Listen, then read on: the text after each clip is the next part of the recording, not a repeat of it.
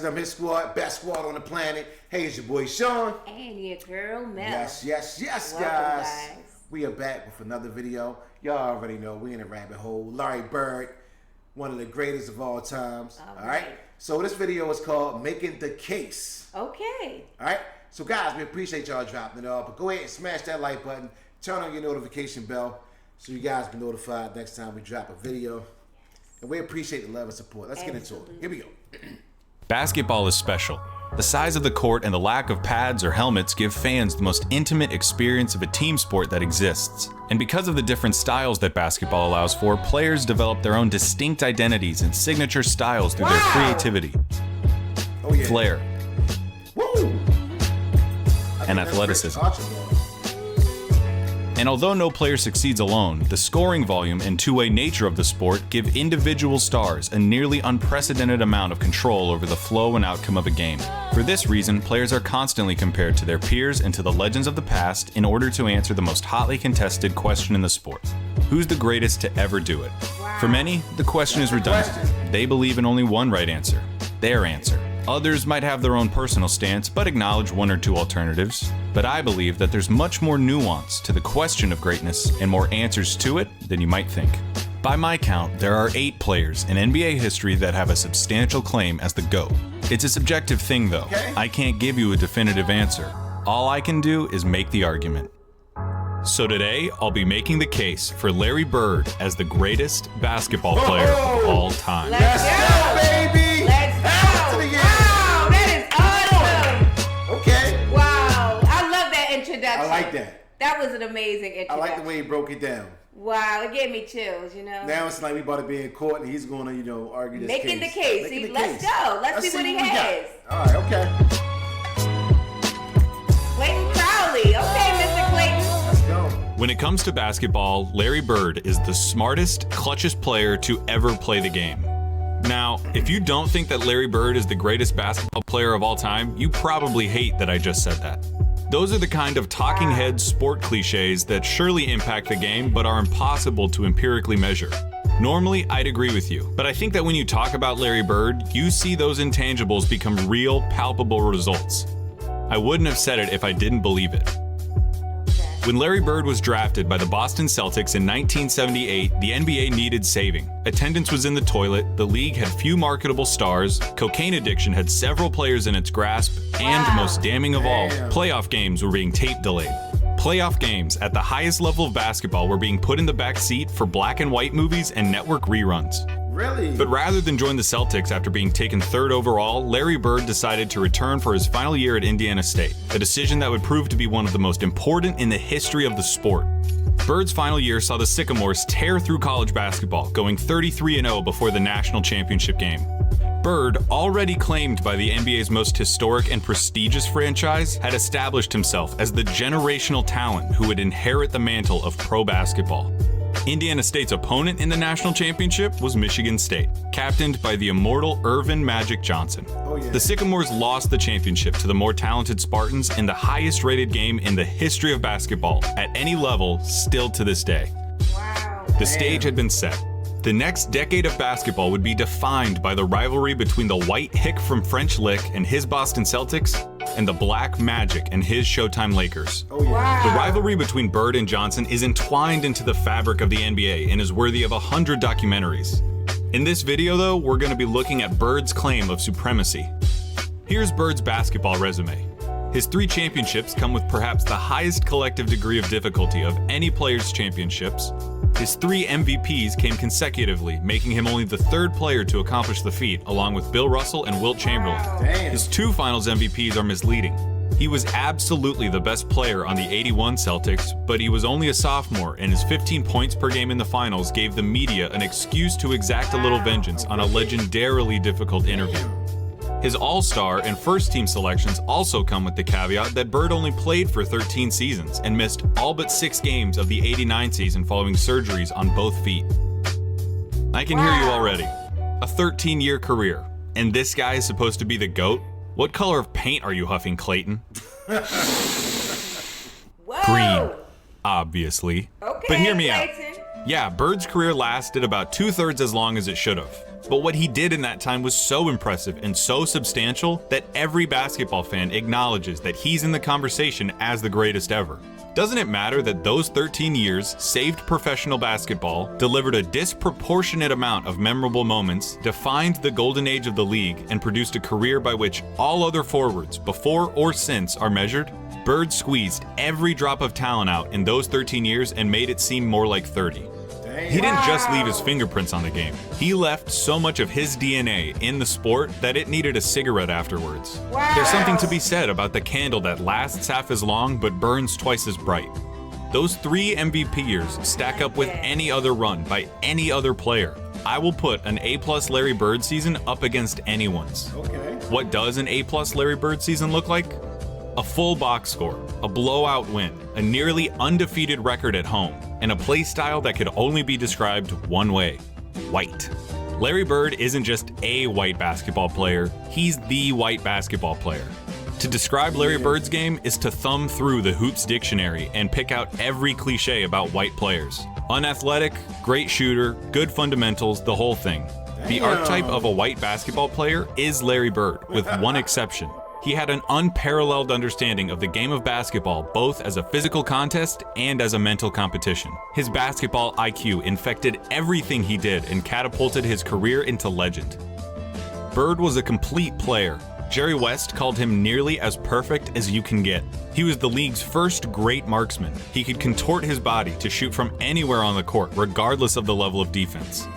He pioneered the art of the dagger 3 and was the founding member of the 50-40-90 club. At 6'9", Bird's understanding of angles and coordination led to a higher rebounding average than Patrick Ewing, and it made him an impressively adept finisher in his younger years. In '86, Bird dropped 47 points on the Blazers, playing the majority of the game left-handed. His lack of quick lateral movement meant that Bird didn't do much when it came to slapping the floor and picking up the opposing point guard, but his size and omniscience gave him the ability to body similarly sized players, read defenses like a free safety, and pick off passing lanes with ease. His passing was transcendent, and I'll highlight it later. And of course you need to know that Larry Bird was a tough effort. He had a superhuman motor and dove for loose balls like a beagle at the park. He was a willing participant in his share of fights, often precipitated by his league-renowned trash talk. Larry Bird told Robert Reedy the other day that he should have stayed in preaching. That was funny. He had 50 points. I was guarding in my rookie year. He looked at me and he goes, "You can't stop me." And I looked at him and I said, "Gosh, boy, you're so confident." He proceeded to score like 10 straight points on me. The coach took me out the game. He walks by and he's laughing at me. He was a basketball genius. He'd be a step ahead, a thought ahead, play the game like a chess game. I'd much rather guard Michael Jordan than Larry Bird because you have to play the game as a thinker when you're playing him. You have to get inside his mind. If you put all of us in a room, Magic, Jordan, myself, and Bird probably be the guy who walks out of the room at the end of the day. Did you notice something during those testimonies? Those are some of the best basketball players of all time, and they all sing Bird's praises like they were former assassins who had to go toe-to-toe with John Wick and they're just happy to be alive. Bird excelled during one of the most talent-rich periods in league history. The abridged list of his basketball rivals goes like this: Dr. J and Moses Malone on the Philadelphia 76ers, Sidney Moncrief on the Milwaukee Bucks, Isaiah Thomas, Bill Laimbeer and the Bad Boy Pistons, Dominique Wilkins on the Atlanta Hawks, Bernard King on the New York Knicks, Michael Jordan on the Chicago Bulls, Hakeem Olajuwon and Ralph Sampson on the Houston Rockets, and of course, Magic Johnson, James Worthy, and Kareem Abdul-Jabbar on the Los Angeles Lakers. Alright, there's no point avoiding it any longer. We have to look at Magic versus Larry. If you have Magic over Larry, it's because he has 5 rings to Larry's 3, had a peak that lasted about 2 or 3 years longer than Larry's, and had a 2-1 record against Bird's Celtics in the finals. Perfectly legitimate, completely respectable arguments. But in the interest of making Bird's case, allow me to retort. For nearly the entire decade of the 1980s, the Eastern Conference was irrefutably the more competitive conference between the two. Considering the competition, for Bird to have made 5 finals appearances is just as impressive as Magic's 9. As for the head-to-head record responsible for Magic's 2 extra titles, he had more help. Seriously, the Celtics' big three and the Lakers' big three get compared all the time historically as if they were of equal caliber, but weren't Magic's accomplices just a step above Bird's? No disrespect at all to Kevin McHale and Robert Parrish, but Kareem was the alpha dog on the 71 Bucks and was the best player for at least 2 of the Lakers' 5 titles. Wow. Yeah, let's just stop it right there for a moment. He just made a great argument right there because Bird did not have the help that Magic had. Okay. Magic had a surrounding cast, and Bird was like the cast. Absolutely. So I agree with them. I agree with him on this one. Yes, great argument. Yeah, here we go. James Worthy was the #1 pick out of UNC after winning a championship as the best player on a team that had Michael Jordan on it. Yeah. Throw in the fact that Magic got to be coached by Pat Riley, one of the most brilliant minds in basketball history, and you could say that the Magic-Bird argument comes down to one thing: luck. So if their careers come down to luck, the question just becomes who you would rather take. Now, I'm not making this video to tell you why you shouldn't take Magic. I'm making this video to tell you why you should take Bird. Not just over Magic, but over everybody. One thing that helps him is the fact that his play would translate perfectly into the league today. A 6'9" sharpshooting forward with eyes in the back of his head who averaged double-digit rebounds in an era against Moses and Lambeer. He'd gobble up boards as a power forward. He'd be an offensive mismatch against everybody as a small ball center, and his off-ball skills and passing would pair perfectly with the flow of today's game. Add in his competitive mania and 3 generations worth of medical advancements, and we're talking about a player who could have stuck around so long they would have had to rename the league. As you've been watching these clips of Bird, I would hope that you would notice something. He always knows where everybody is. Watching Bird play basketball is like watching those monsters from A Quiet Place that know where you are if you make any noise at all. Bird had a level of clairvoyance that bordered on the unnatural. In '85, he ended up 1 steal away from a quadruple-double after playing just the first 3 quarters. His passing was famously infectious and helped transform the Celtics of the '80s into an ideal that basketball teams at all levels are still shown tape of. They moved the ball with precision and intent, always looking for better shots and determined to get the entire team involved in the effort. That fact is almost entirely attributable to Bird and his wizardry with the ball. This acumen also helped Bird become the only player with a GOAT claim to transition successfully into other basketball roles after his playing career. In his 3 years as the head coach of the Pacers, Bird won a Coach of the Year award, coached the Pacers to their first and only finals appearance, and gave Michael Jordan as much trouble as he'd ever gotten in his career in the '98 Eastern Conference Finals. After moving into a front office role for Indiana, he won Executive of the Year in 2012, becoming the only person to have an MVP, Coach of the Year, and Executive of the Year award. On the court or off of it, inside and out, Larry Bird sees basketball as only he can. That intelligence also lent itself to Bird's defining skill, making the big plays. Remember, NBA players get paid to win games. James Harden is getting paid nearly $40 million this year because he's supposed to help the Rockets win games. Victory can be achieved in a lot of ways, and the win column doesn't care how it happens. As Mark Sinclair once said, "It don't matter if you win by an inch or a mile. Winning's winning." But when your team is down 1 in a crucial playoff game with 8 seconds left, and you need to hit a shot to stay in the series and keep your season alive, that's where players really separate themselves and earn their money. Love it or hate it, it's the players that come through in the big moments that live forever in our memories. Some players, for whatever reason, were never able to do it consistently. Some players were truly outstanding at it. Larry Bird was the best at it.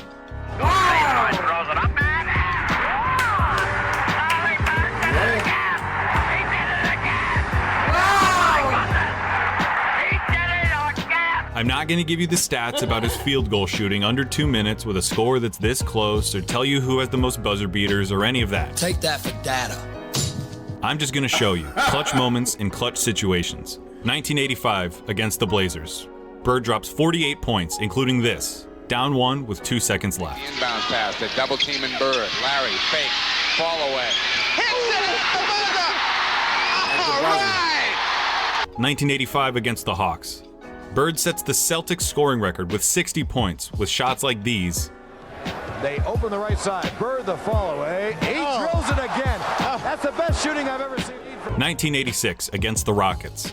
Not all of Bird's clutch moments were singular. The bigger the moment, the bigger his performance. In Game 6 of the 1986 NBA Finals, Bird clinches the championship with a triple-double in what he calls the best game he ever played. Wow. 2 seconds on the shot clock. Bird wants a three out of it, and he gets it. Wow! 1987 against the Washington Bullets. Bird hits one shot to tie it before it's waved off because of a timeout. Hits another shot to tie it up for real. Crowd is standing up. It goes now to Bird. Bird goes up top. And then in double overtime, down 1, he does this. It's going to go to Bird. He's The got same it spot. Get it. And it's got it. Unbelievable. And that's that. It's all over. For 3 years, from 1986 to 1988, the three-point contest knew no other champion but Larry Bird. Damn. He's still going to drop one here quickly. 14. This is a tie for the money. Yo!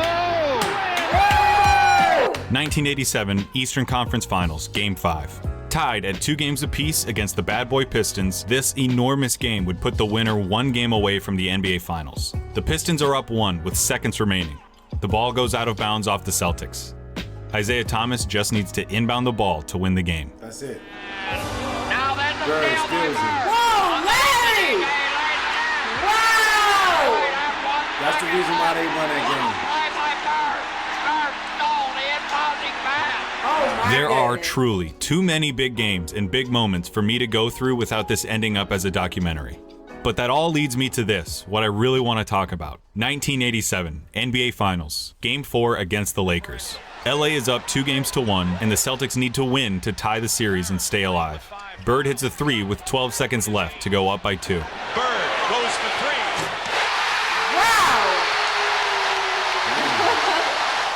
Kareem comes down and gets fouled with 8 seconds left.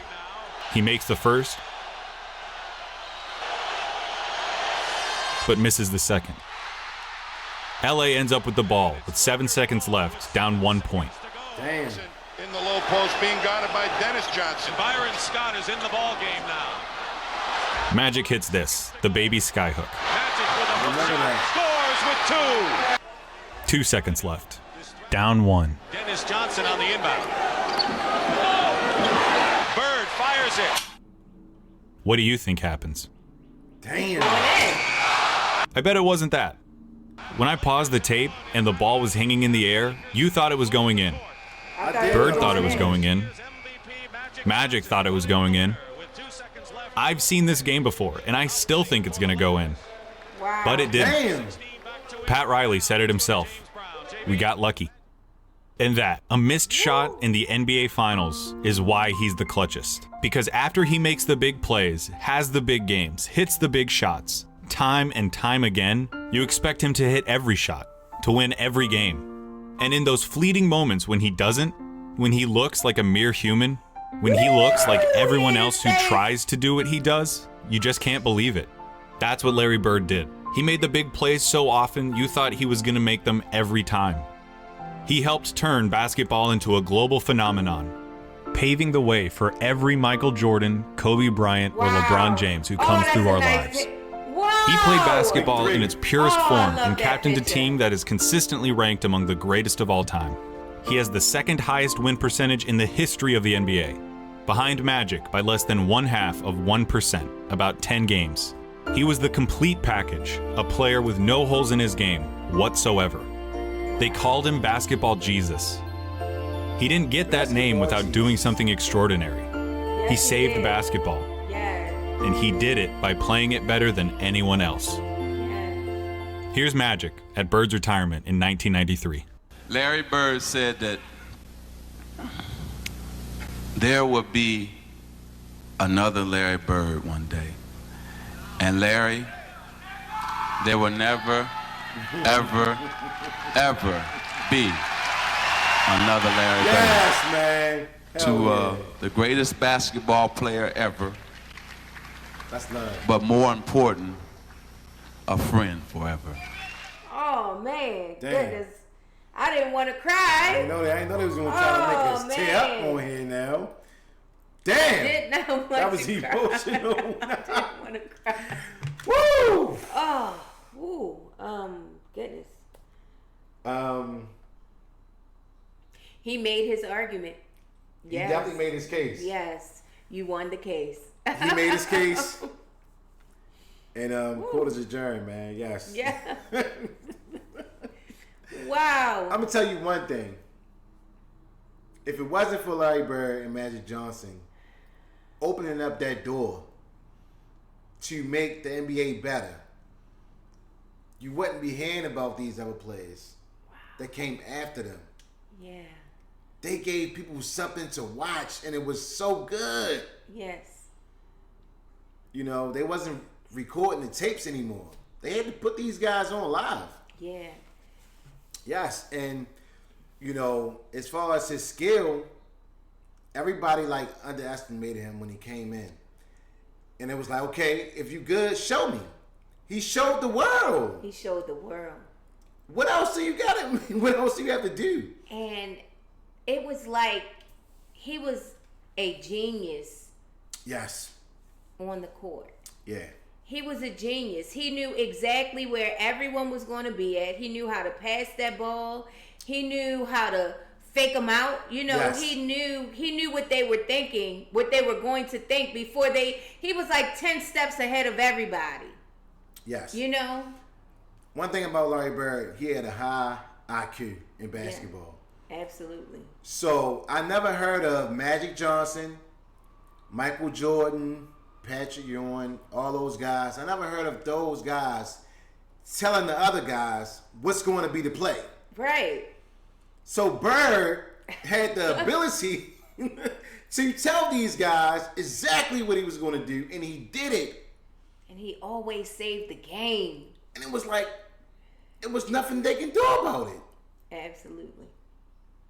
And another thing is, you have to like be in the NBA to be able to judge and say who's the greatest. You got everybody that played with Bird saying that he's the greatest. Absolutely. You do. Isaiah Thomas said it. Yeah. If me, him, Michael Jordan, we all in the room, Bird is the one who's going to be walking out last. Wow. And that's like from one of the greatest point guards Wow. ever. Isaiah Thomas, the Bad Boys. Yes. You know, so there it is. Wow. Yeah. Watching him is like watching a magic show. Yeah. You know? It's so amazing. It makes you feel like a kid in a candy store. It's so exciting. It makes you cry. You know, he just has such a humble spirit. He's so real, you know? Yes. And he's not about like the glitz and the glamour. Right. Like this is a real, genuine guy. He from was a humble French guy. Lick, French Lick. you know? And it was like, Very humble. you know, all these black athletes, they jumping, they doing all this stuff, and they looking at him. And he didn't. But they didn't scare like, Larry. You know, Bird was like that shining light, like, all right, okay, I'm the white guy that's coming in. I'm going to whoop your ass. And he did it, and he made it look easy. Yes, absolutely. And I just, you know, thank him for opening up the door for the NBA. So now we got LeBron James, Dwayne Wade, and all these other guys, you know, that came through Steph the doors. Curry. Yes. They, Tatum. You know, he set it open for him. Yeah, he opened those doors. Yeah. Yes, absolutely. There it is. All right. So, guys, go ahead and smash that like button. Give this video a big fat thumbs up. And also get inside the comments section. We appreciate the love and support. Absolutely. Just like we know we got the best squad on the planet. Absolutely. We know Larry Bird is the greatest on the planet. Yes. Double it. All right. That's our time, guys. We up out of here. Peace, love, and blessings. Peace. Peace.